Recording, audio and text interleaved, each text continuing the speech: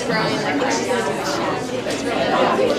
Yeah. She was so much like Hi everyone, thanks so much. Hope you enjoyed your very quick stretch legs. So now we're going to jump into the natural continuation, now that we kind of talked a little bit about the MOU requirements, that structure that kind of set out the regional councils, and even that process to develop the plan.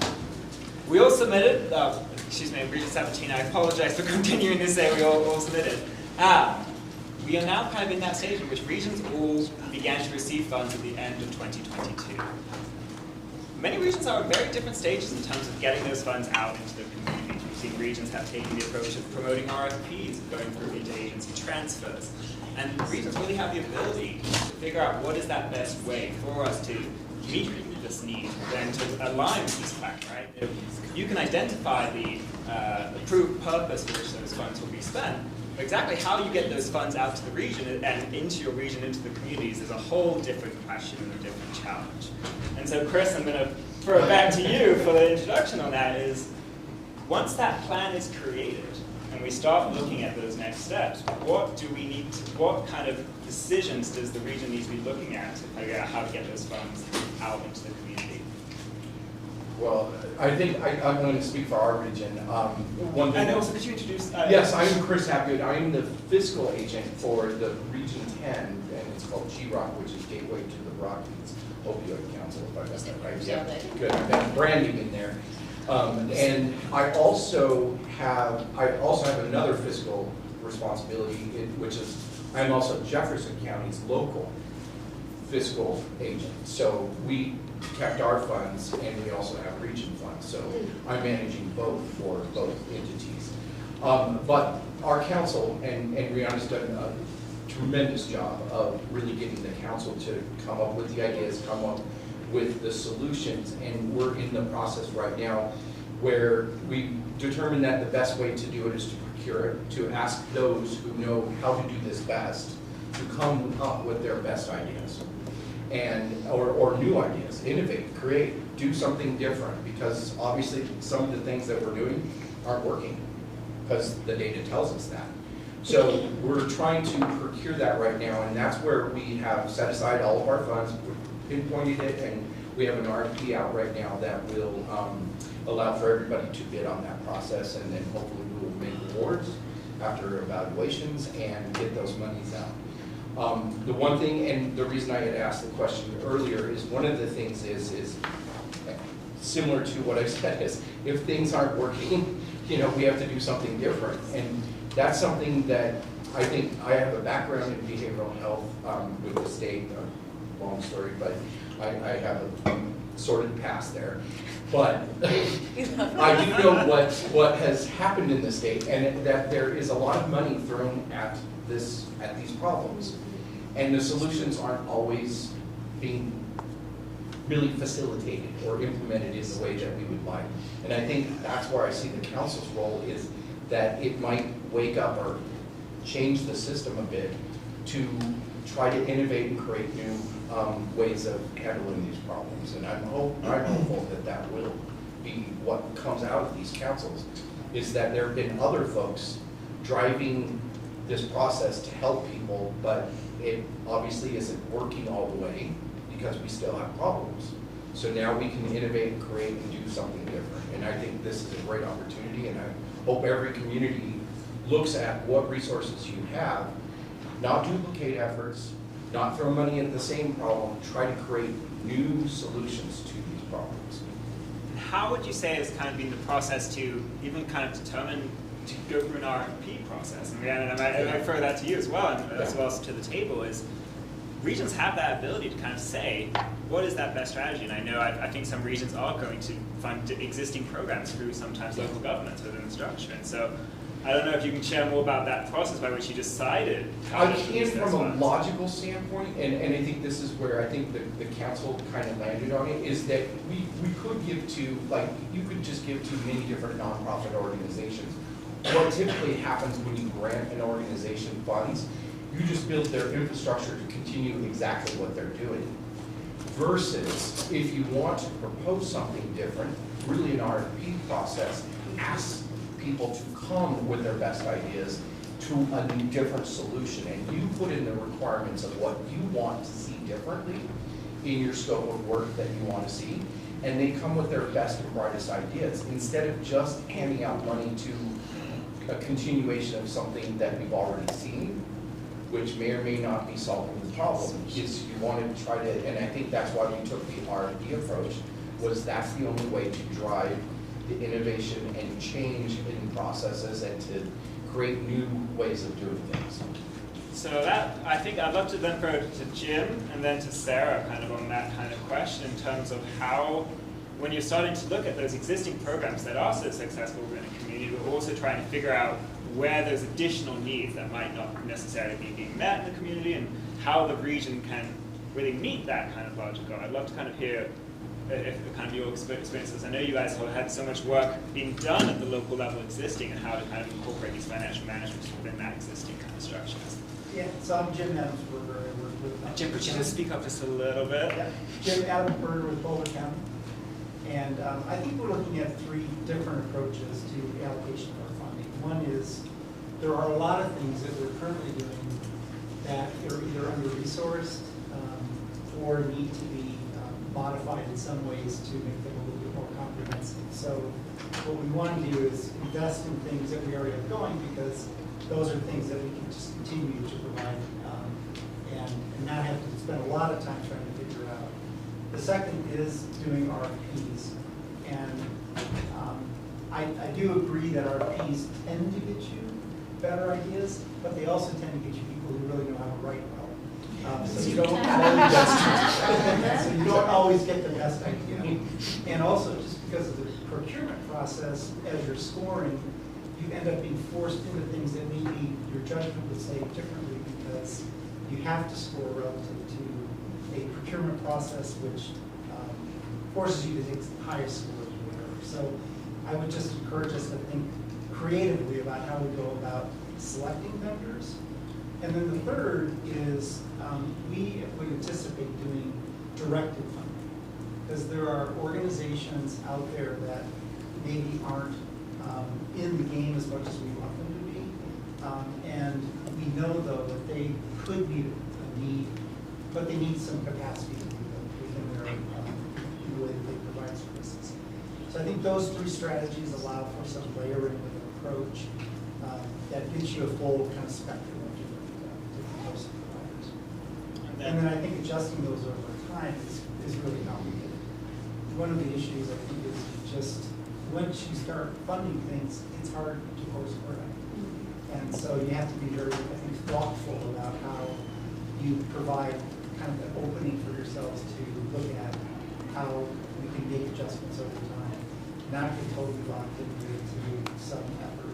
And then of course, evaluation does. Sarah, Peggy, anything kind of add from kind of the Broomfield perspective?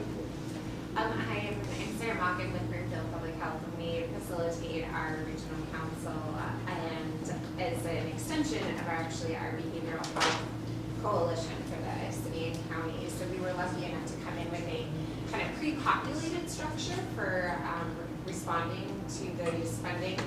And our finances have looked a little bit different, some directed funding to organizations, but we've also been able to put it out the door through our city and county structure as well, without doing RFP processes, going through our public health strategies, either through an existing grant program, using recommendations from our youth council. We have a Communities That Care coalition that has been in place for, I think, 8 years now. I think they're going into their 8th year. So a lot of foundation had been built in those areas, and our law enforcement side of the city and county has been really instrumental in helping us understand what their needs are, but because they're part of our structure as a city and county, we don't have to go through a complicated process of giving them funds to do whatever it may be that they need. So I think we're maybe unique.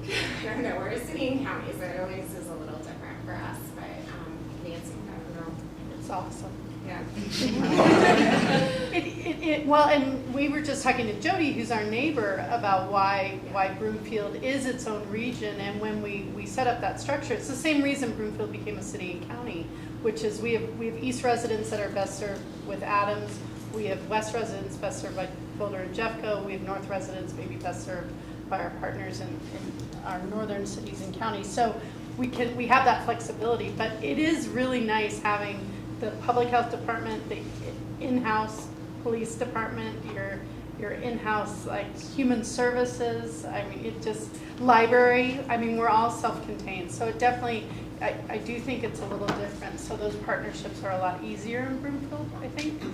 Yeah, I mean, I know you talked about it as seed money and FTEs are always an issue, but we were able to use part of our municipal court surcharge plus opioids funding, created a position of a court navigator who's now in a position to be that role as a connector in the community to not just people who have a court case, but if you're a resident, and she's able to just help them.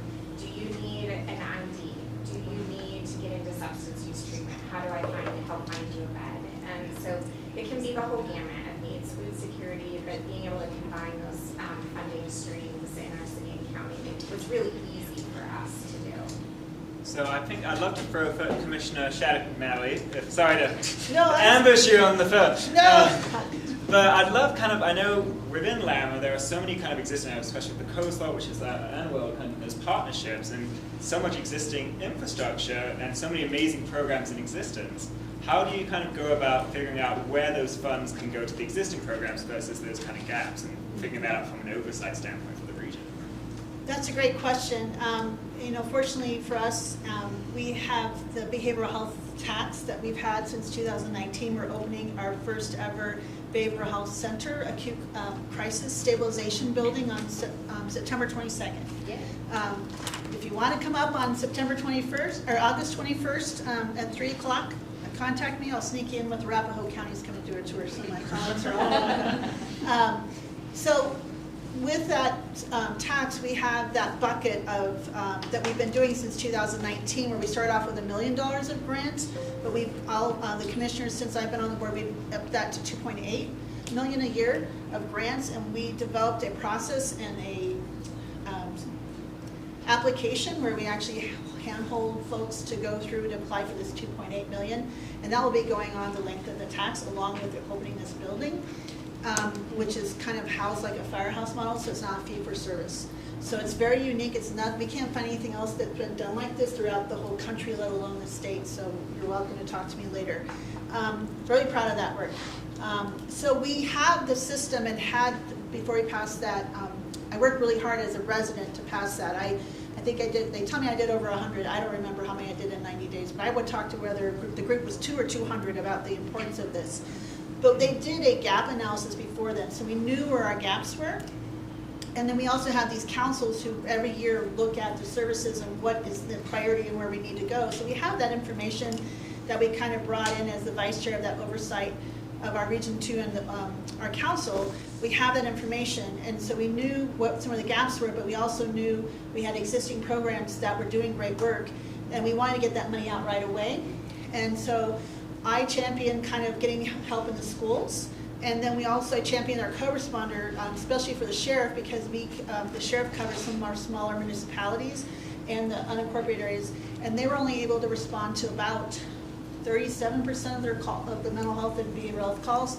So by giving them money for increasing the deputies, we could use also the behavioral health money from our behavioral health tax to blend and pay for the co-responder clinicians that we hired through Summerstone Health Partners. So that was a great partnership that we could get that money out. And they're actually, for the first time, I just got to see the data. They're tracking that data, where they're going, how they're responding. So we had some of that information and some of that expertise that we knew where we wanted to get the money out the door. So we did all of our allocation, the first tranches, direct, because we also know how much work it is to run that grant program. And all the people that are because we have advisory councils and we have people with lived experience, and we have all these people through the whole process to get through that. And it takes a few months every year. So we knew how intensive that was. And when you talk about making sure who writes great grants, we have high schoolers who apply for a $1,500 grant for the high school to do a coffee cart to try to do outreach to all the way to maternal health to aging services. So we also try to make sure good grant writing is also looked at, but also, you know, just the innovative ideas like the coffee cart.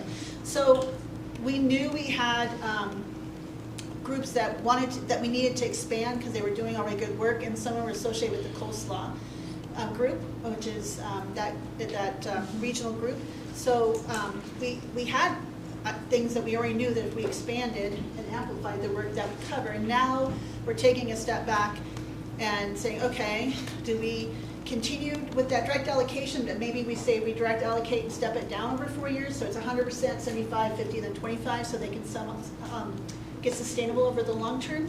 Or do we do a mix of direct and RFP in our grant process? We're not sure. We're having those conversations right now because the county is the fiscal sponsor, and our amazing staff are covering those areas, but this is above and beyond their normal county duties.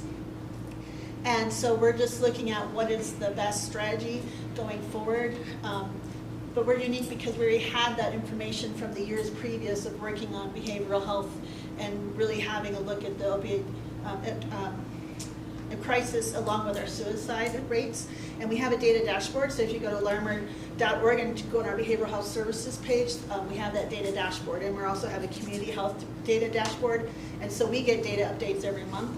And so we're also doing that, tracking that data as a regional council. So there's that overlap. So that's kind of why we went with the direct services for the first tranche, because we knew exactly where we could get the money out, save lives right away. And we've already seen an impact. So anyway. Yeah, Is that what you were looking for? Yeah, no, absolutely. I think that really kind of speaks to there are real challenges in getting these funds out the door. Even once we develop the plan and set up the council, getting those funds out the door is a whole nother beast in of itself. And I think to the Commissioner's point, the fact that regions have the ability to say, okay, what are we able to do at this time? What would we like to do maybe a year or two, 3, even 5, 10 years out? And have the ability to continually adjust and think about what is meeting our needs, and also you have these funds that are flexible to potentially to build that capacity for if there was that goal to provide those RFPs. You know, and I think we heard a little bit kind of from a couple different regions just about how much work that really takes and how critical it is to have that staffing support to facilitate that process. And so, Tanya, I'd love to kind of throw it to you as the region brief, which is Weld County's fiscal agent, kind of what you would kind of add and kind of thoughts on that kind of management, getting those funds out the door. Yeah, no, it's been actually a very interesting process, and just to speak to some of the FTE issues. Oh, sorry. I apologize. So just to add to some of these comments that have been made that I agree with 100%.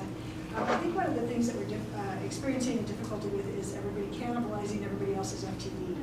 And so regions and agencies within our areas probably need to work together a little bit more cohesively so that we are somehow develop some sort of model where we can all utilize the same FTE rather than, them jumping from job to job to job and not having any of that continuity.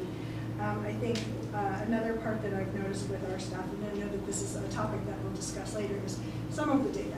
I feel like in our region, we have developed different segments of data, so each agency has their own data, but we're not really merging any of that data. And until we do that, I don't think we're going to have a complete picture of what's going on with that. I do agree that sometimes when this model that we have, a lot of it has to do with some of the municipalities and the bureaucracy that does come with that. I think that when we're doing more of the direct funding to the agencies that are the nonprofits and those kinds of agencies, it really has simplified the process. Because when in and of itself, I think that just historically, those municipalities have worked in a very siloed way. So that has been a challenge for us as well. It is hard to get people to the table. And so just in and of itself, it's very hard to get that money out the door. We're in the second stage, so we have funded activities, but they are not cohesive. It is, as you said, if we are doing the same thing that we've always done. It's just like some people are finally just saying, oh, we'll finally have something to fund this. So I agree that when we say that if we do that, it's going to be really hard to make those course corrections. So we, in Weld ourselves, everything is a direct funding model, but we are going to do some mini RFPs for some of those smaller pots of funding. And so we're just starting to work on that right now. So we do get some more of that innovation to those smaller agencies. that can bring some different solutions. And we are hoping also to access perhaps some infrastructure funding, so like other regions have done for the mobile outreach vans and things like that. Actually purchasing a car for some co-responders so that they can have those capabilities as well. So we are just starting to do our first distributions of that funding, and I will say just from a purely infrastructure model for the contracts and stuff, I have shamelessly plagiarized from a lot of state documents. Why rebuild that?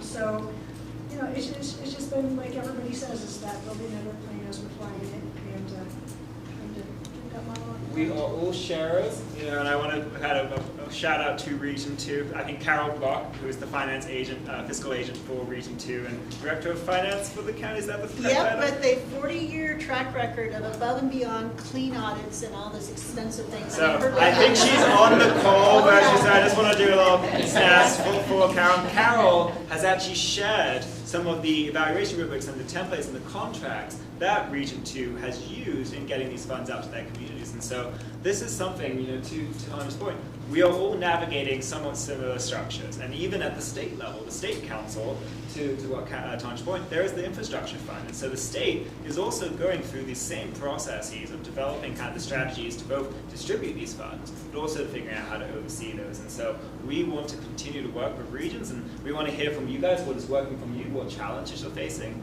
as well as how we can help kind of raise all boats to make sure we can learn from each other and build kind of a more sustainable model. So look for any other. Can I ask a question? Yes, about absolutely. that? Hi, I'm Carol Friedrich. I'm the vice chair of Region 4T, which is the region you're in right now. So thank you for coming to Montrose. I'm a social services director, actually in Uray and San Miguel County, so that beautiful country that way. One of the things as we get into this with grants and agreements and contracts is legal review. So we are a multi-county region.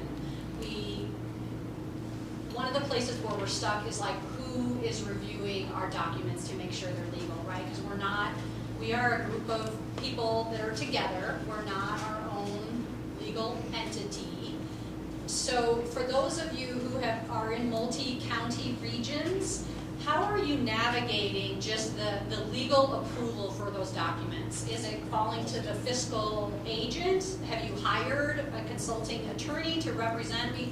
We have a county attorney that's a voting member, but only for their county, not for the region. So can someone just talk about like how you're navigating that?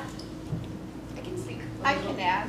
Okay. We use the fiscal agent's legal counsel, and then we take that funding out of the administrative funds that we did. So they charge us at whatever they do, but they review all of we have contract employees, and then I also had them look at an RFP. And just kind of a funny thing, we put out our first RFP to help with peer professionals, and we got that many submissions because we knew it was a gap. That's why we were doing it. So we're pivoting. That's our second mantra, is pivot. So that's what we do. But I'm excited to hear what others. Yeah, I would add to that. George Marlin from the GROC, Clear Creek County, and we do the same thing. We use our fiscal agent, Jefferson County, as the warehouse for legal advice to the GROC. And I think what I would add is that all of our jurisdictions, I think also it's incumbent on us to seek our own legal advice as members, right? And I know I talked to my county attorney a fair amount about, any conflicts I might have in these conversations. And then sometimes when I hear something from legal advice from the fiscal agent county that I have questions about, I seek I don't want to say a second opinion, but just a sanity check. So I think it works well actually having a lot of different members with legal perspectives in the same room. I think that really speaks to the true cost, of releasing these funds, and I think some of the challenges as we look at the funds available from these opioid settlements and recognize the real critical need that we need to meet with these funds. And I think sometimes there is a aversion to really that investment in capacity and that operational support. And I think as we are moving forward and the the COAC has kind of seen this, and our team is looking at potentially expanding as we kind of are facilitating the infrastructure share grants in addition to the ongoing operations, the development of these policies and procedures and that technical assistance. That operational cost is set to grow. And I know for many of our regions, initially there was such kind of buy-in and I think kind of such a respect for these funds that there was a real kind of so much in-kind contributions from local governments to really help these kind of wheels going. But to Tanya's point, you can only put so many additional 0.1 FTEs on an existing 1.0 FTE. And I think we all end up somewhere in the 1 to 2 range in public service, I think. And so I think recognizing that true cost and making sure that we're not overburdening those fiscal agents, especially if they are bearing some of those legal counsel, kind of providing that legal gap guidance, as well as kind of these longer-term operational needs. These are really core costs that are essential for these regions to continue to operate.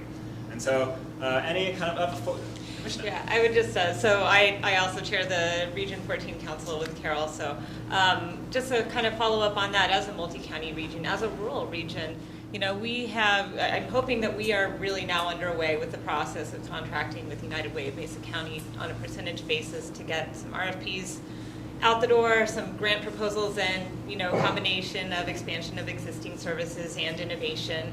I'm curious, though, some of the multi-county regions that are out there, how you try and ensure some sort of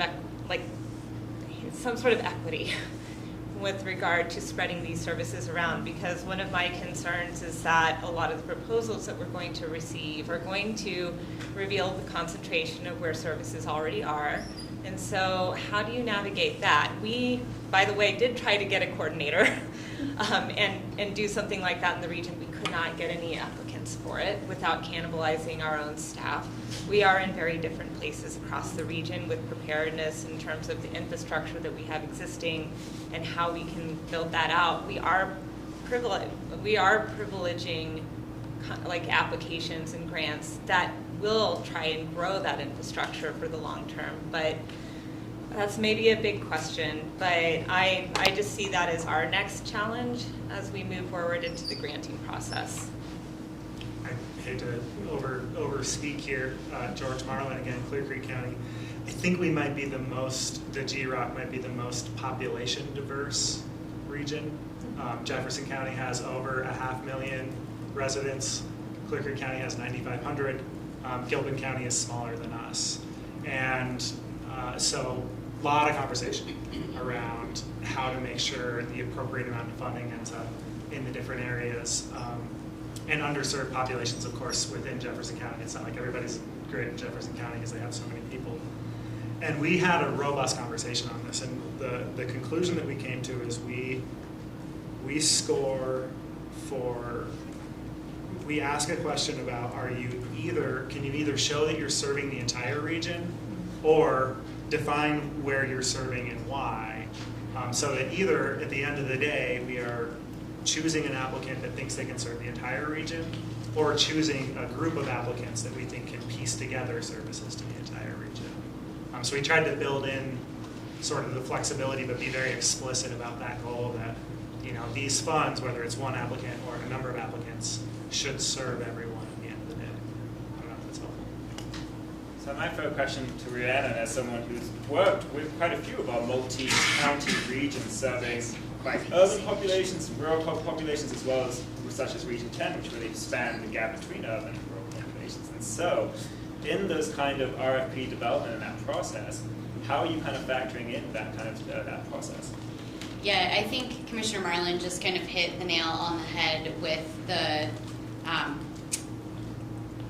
low-hanging fruit approach to how this works best, and it's being super explicit in your RFP or your scope of work about what you want to see served. We need equal, peer support services in all 6 of our counties. Which counties can you serve? And then as an evaluating council, which I can get into in a second, we get to kind of put a puzzle together to fill those gaps, because especially in our 8-9 county heavy region, no one's going to be able to service that whole area. They just won't. And the other element of this that I think is worth talking about is how crucial evaluation is and how difficult it is to bring a council like this through an evaluation process while also working with city and county processes that a lot of folks aren't really used to. And in the majority of the regions that I'm working with, we bring both voting members and non-voting members through this whole evaluation process, but all of our subject matter experts work on organizations that could potentially be applying for funding. So how do we unravel that? We're really intentional about developing work groups specific to each of our priorities or programs, right? Public health says programs, what are we gonna fund? Maybe there's 5 different programs. We have 5 different work groups. We work with procurement closely. We work with our county attorney closely. If you can get them to join your council meetings, even better, really helpful. But then we bring forth potential conflicts of interest really early on. So if you work for a recovery community organization, you will not be in the work group that's developing the peer support services scope of work because you're probably going to bid on it and then you would disqualify yourself from the funding. So that took time, patience, thinking, and like flexibility, and me begging people to move to different work groups. But then through the evaluation process, you've done the work, right? So you can have these conversations where everyone in the group knows the area. They're not gonna get in any trouble for the expertise that they bring and potentially disqualify an applicant. But we can start to figure out that puzzle that I started talking about without concerns that someone's disqualified or we're breaking any rules because we have legal there. But I would say this particular portion of the process is more of a puzzle than anything else that we've encountered thus far. And it's been messy. So my biggest advice would be work really closely with procurement in your region and work really closely with your county attorney and have a lot of patience. I think that kind of draws back to a point Jody made earlier, which is know the ask. And that we are making big asks of our regional council members, of our the voting and the non-voting members, and we want to use that expertise. We want those voices at the table, and I think that challenge with the conflicts of interest is a really interesting one. In that, especially in some of these communities, there might not necessarily be as many providers and sources, and yet that might be where a huge amount of the expertise within a region might be. And so developing a structure that doesn't lock those individuals out and finds kind of that little niche and that role within that larger process of development of a plan. And so, right, if you're working in a recovery organization, it might not be appropriate for you to be structuring that RFP for it, but your expertise and your understanding could be incredibly essential in developing that larger continuum of care strategy. And having that ability to respect and culture and really utilize that range of expertise, the regional council structure allows you to develop a structure that can adapt to those needs. And so I think it is a huge challenge, especially when we're trying to think about the capacities of our council members, the capacities of the providers who are also incredibly heavily burdened in our communities as well. And so I think being really thoughtful in the development of that process in both the RFP generation, the actual evaluation of those RFPs, as well as kind of even the execution and ongoing oversight and evaluation kind of longer term. Where are those kind of appropriate roles and responsibilities within that kind of council personnel, so to speak? And I think as much as I'm someone who loves to read every single thing, I have to recognize that I can't do everything on the grant side. I have to focus more on those operations side of things and working with the administrative committee primarily. And so that is something where we've had to kind of really think about where can we carve out and put that responsibility. So Heather. If I could ask a follow-up question, just knitting together what you're saying and what I heard you say earlier. For those of us that have multi-county region and we talk about the same 10 people, committees and boards, for those of us in smaller population centers where many times the subject matter experts are from the providers or whatever, has anybody or is there any advice on how to elevate some of the community voices for this, who you made a really good point about, I mean, let's face it, we never all have the right voices at the table. It's very difficult, or enough of them. But bringing people tools and resources to feel comfortable in a room with county commissioners or city councilors or CEOs of our providers, and doing what you're talking about. Is there any experience with that or advice? Are you throwing this at me? Anyone. So earlier, in the first portion of this conversation, I was talking about the time that we spent to get the right people in the room and figure out what everyone's subject matter expertise was. Through that process, we developed some rapport and relationships among everyone on the council, and that has gotten us to where we are now. It's not going to keep us here for 18 years. So I think your point about financial incentives is crucial, especially because a lot of the folks that we're leaning so heavily on for their lived experience and subject matter expertise are working, 60-hour weeks also. And so I love that you brought that up. Yeah, and we're all paid to be here. So, Exactly. So should our Yeah. community members receive that same. Good point. But now folks are comfy. Like we have peer support specialists who might have been incarcerated for 40 years and they're sitting next to county commissioners and law enforcement and like, the county sheriff, and they're writing scopes of work together, and it's been this beautiful growth that we've seen in the council community that I hope everyone can get a little bit of that. It's been one of my favorite parts of this work. And I think there's some things you can do on the front end to get to that point to help people have the tools that they might need and experiences they may need to get comfortable. Because some people will be able to be thrown into that and might get there, and not everybody will be. And there's a lot of different unique barriers depending on who you're talking about, where you're talking about, all of those things. And so I don't have an easy answer, but we can connect about what those resources will be. I will say in Adams County, it's going through this, what we call the civic influencer model that our team already is supporting around, so we have dedicated staff doing that, providing mentorships. It's part of a larger effort, but I know that there's a lot of models like that around, and like resources that you can lean on to help give folks, and even asking them, what is it that would be helpful for you? Things that the rest of us take for granted, like what do you wear to a council meeting? Yeah. What is like the general etiquette, basic stuff like that could be easy, low-hanging fruit to help someone feel more comfortable. Yeah. So, yep, Commissioner. I just want to say, what we did too is we had coffee individually with each person to see if they were comfortable coming in, and did that.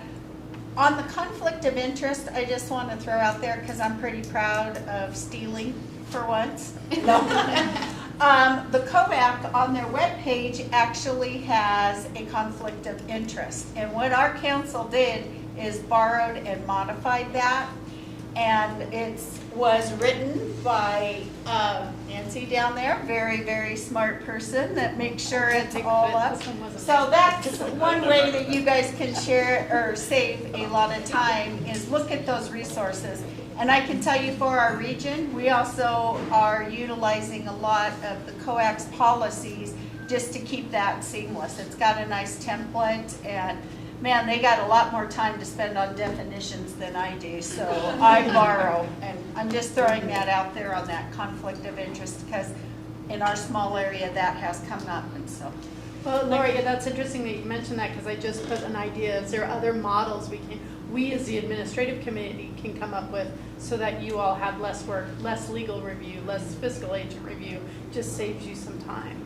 Like sort of, it's a lot more, so that you can go on the file and just pull it down.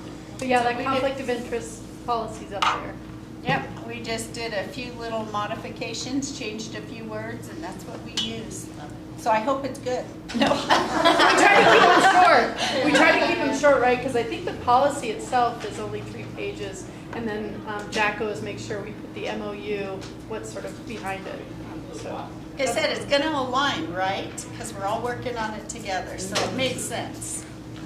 Jody, were you going to add something there? Well, I was just going to say along those lines of templates, like one of the things that we have found, we had this RFP process with the prioritization of the allocations. It was open to public and private entities, and we were able to get a lot of money out the door. And some of the learnings that we've had is maybe needing a little more expertise on legally, what can we ask private companies to provide so that we understand the financial stability and guidelines with ethics and regulations the same way we kind of are more comfortable doing for nonprofits because of 990s and all of the public reporting. So that's just an area that we would like. So I think that, I know we're slightly over time, we ran a bit late, so I'm going to kind of throw one final question kind of out to the group, and then we can kind of close out with any kind of final thoughts or questions. And to that point, right, the opioid funds have such a broad array of approved uses. It really spans the full continuum from the criminal justice and the interdiction all the way to the recovery and that broader community support and regional planning side of things.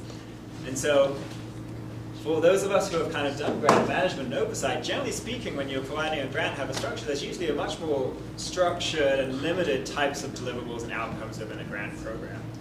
We might, on a region, might have 4 or 5 different funded initiatives that might all have completely different structures. You might have a vehicle being purchased, a recovery housing being built, or a workforce development program, or even providers and treatments. And so how do we go about developing reporting structures and oversight structures that ensure accountability, but also really allow us to ensure we're funding in the way that providing flexible funding, utilizing the opportunities that this MOU gives us. And so I know that is a challenge, right? As we look at what does the oversight require for a brick and mortar building look like versus the oversight for a workforce development program or recovery housing. And so love to hear, I know we're all kind of in that early stage, but kind of how are regions kind of approaching, kind of setting up that structure to really span what could be an incredibly diverse range of funded initiatives. Can I interrupt one thing? Yep. And that is, I think when you build into the process, you really want to build in outcome based on everything that you do, and that is key performance indicators, whatever it is. When somebody's wanting to do something, show us what the outcome is. Measure it, show results. If they don't show results, don't do that mistake again. Right. You move on and do something different. And so it's really just measuring and ensuring that what you're doing is really working. Because that's really what you want. You want to prove to everyone this worked, what we invested in. And if not, you better not do it again. I think the difficulty in that, though, is that a lot of our outcome and impact goals are not going to be seen for many years. That's Right. So process Yeah. is also pretty darn important as well, and it's difficult to show difficult. that and say this is how it's going to work because this is working so well. Yeah. So I know we have one of our initiatives, the whole process evaluation with the behavioral health thing. I know that's kind of up in the air. Some of it's working really well, some of it definitely better. Commissioner Yeah, Smith? data measurement and impacts are big, like it takes up a lot of my headspace thinking about this, and especially when you're talking about initiatives that you can't measure a counterfactual thing that you didn't do. And so it's really hard to orient like what your initiatives are doing, the time that it takes for them to materialize. And also, I'm really impressed by all of the innovation that's taken place in some of your communities and your councils with like, we've set up a data dashboard, we are measuring things, but also what would be really useful, sorry, I'll get to this on Friday, come to the presentation, is something that, is some way that we can really stabilize what that looks like across the state. Yes. Like how do you get a statewide data that helps us orient against each other, that helps us see where we are anomalous against other areas, and helps us understand how a rapidly evolving crisis is continuing to change. So I'll save the rest of that for Friday. Leila? I think just to dovetail off that, I think the most important thing that we'll obviously be working with, but is baseline. So now and yesterday, what does your data tell you? So we can then compare against that and say, where did we get to? Who now do we get to serve? How many more people are getting services? So really thinking about like, do we have that data already where we didn't have this money yet? So, and I would say that to the state too, for the idea of making sure that we can get that at the state level for comparison. That's how we're going to get that outcome measuring against before these opioid dollars, and do we have that data? to then what happened after. Commissioner. Yeah, I just want to make really underscore that, and also to get to your point, Commissioner, of we have a very diverse region politically and diverse region on people who buy into this and don't buy in and think it's a problem and have labels and don't have labels. I think I'm seeing a lot of heads nodding. Through the county, we funded a harm reduction program at our health department and with ARPA dollars, and they just gave a presentation to us, and it has saved 14 lives because they set up the data in the beginning. And once we started talking about that, I saw a lot of sort of naysayers like, wow, you saved 14 lives, and not us, but our health department. And so I think that data is huge for telling the story and getting constituents out there who think that, well, you're helping people do drugs, or you're just helping those people, or, you know, all those stereotypes we hear is really important. Because you can't argue with saving lives. Other thoughts, yeah, and I think that, right, the financial management is inherent, and oversight is inherently tied to outcome data and the tracking of the impact of these funds. And I think these two things are really inextricably tied. And so Commissioner Smith, I know, we'll be discussing more, and Jamie Feld, our director, is kind of helping to lead the charge. And Jamie's actually sitting on a national group, kind of talking about those national data practices. If you want to share very briefly on that? Well, I know or just we're highlight the time, preview. But Yeah. I do want to put a plug in for Commissioner Smith's session that's going to be on Friday, so don't leave yet. We're going to lock the doors. On Friday is when we're really going to go deep into that. So please stay, because we know the data conversation is very big, and there's a lot of work to be done, but I think you all having that leadership and interest is the starting point, because according to the MOU, the state can't require it unless there's buy-in from the local and regional entities. And so that was how it's designed, and so really you can have just to bring it up. I know we're at time, but I just want to also recognize our COAC admin committee for setting this up. And then also Jack Patterson from our opioid response unit, who, as you all know,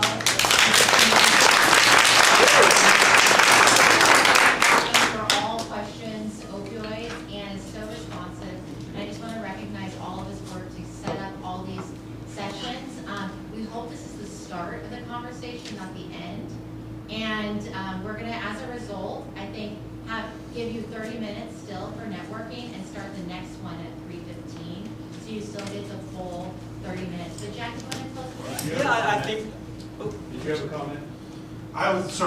We're sort of out of time. My name is Greg Jennings, fiscal agent for 14, and one of the questions that I see on the horizon is how we set up these funding agreements. I wanted to know if anybody else has set up funding agreements, and the two setups I sort of saw were deliverable based or just timeline based.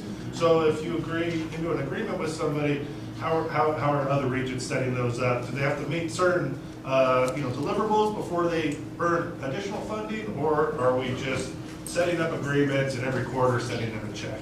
Yeah, I think it's really, so I'll kind of in closing, I think first is that, as Jamie knows, this is part of an ongoing conversation, and we have been on these conversations for a while, and we will continue to have these conversations. And so we at the state will coordinate a regional learning forum on a monthly basis. And so this is an ongoing call in which we want to be able to have the space for these conversations, because as we're looking at that kind of RFP, we've actually had those kind of conversations with urban regions that some are going through a reimbursement model, some are going on a lump sum up front, some are going on an intermittent kind of on a quarterly basis. And I think each region is kind of seeing the pros and cons for each of those kind of pieces, and I think it might even vary based on the funding recipient. And so I know that's even a conversation we're having at the state level too. And some of the challenges that these unique funds create, for instance, from a reimbursement model, if we're trying to provide to, for instance, a smaller recovery organization that might not necessarily have the cash flow structures to be able to rely on a reimbursement model. And so there's real questions about equity and kind of how do we make sure these funds